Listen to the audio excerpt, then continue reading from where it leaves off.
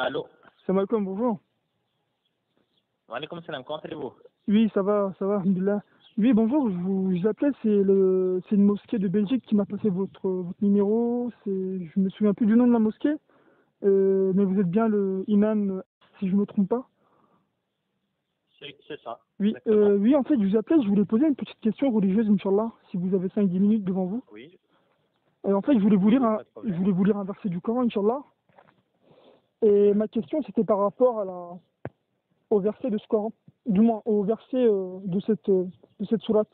En fait, sourate 17, verset 110, Dieu dit invoquer Allah ou invoquer le miséricordieux, quel que soit le nom, c'est lui qui a le plus beau nom. Et il nous dit, dans ta salat, ne lève pas trop la voix et ne l'y abaisse pas trop, mais cherche le juste milieu. Oui, Et donc aujourd'hui, je voulais savoir oui. comment ça se fait que dans des hadiths, en fait, on nous dit qu'il y a certaines prières qu'il faut faire à voix haute et d'autres à voix basse, alors que le Coran dit autre chose.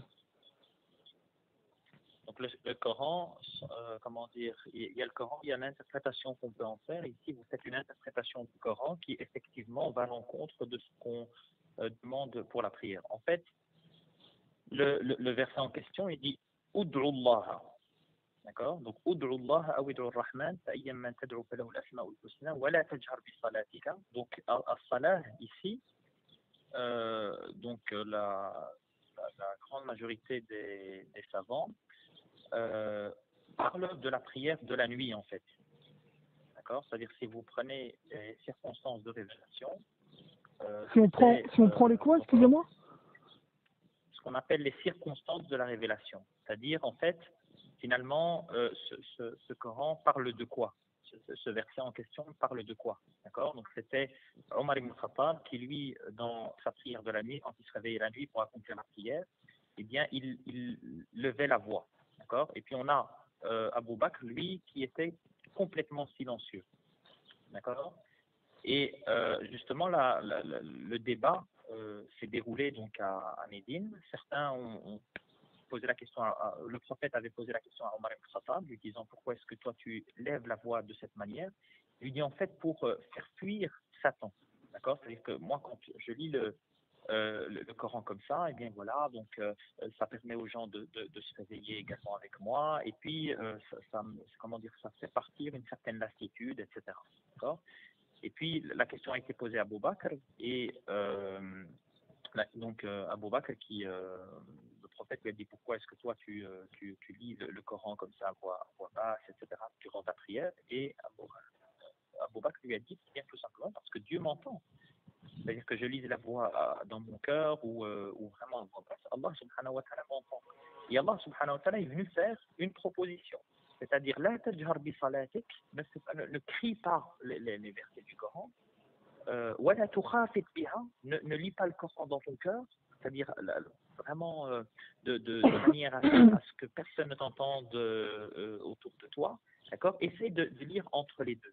Parce que ce qu'il faut également savoir, c'est que concernant les prières surérogatoires, ici je parle des prières surérogatoires, le prophète, alayhi salatu wassalam, donc pour les prières de la journée, il demande à ce qu'elles se fassent comme les prières obligatoires, c'est-à-dire à voix basse.